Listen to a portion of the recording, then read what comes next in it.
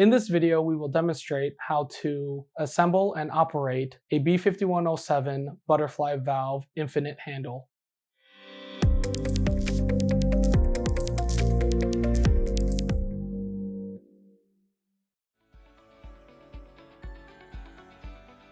To assemble the infinite handle on the valve, secure the valve and rotate the shaft at the base.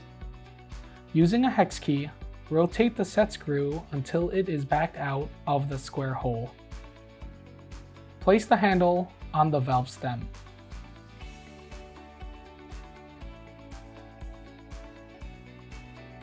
Fully tighten the set screw. The scale and the mark on the hub housing are used to indicate valve position. To operate the handle, rotate the polymer knob clockwise to turn the valve and tighten any position between 0 and 90 degrees.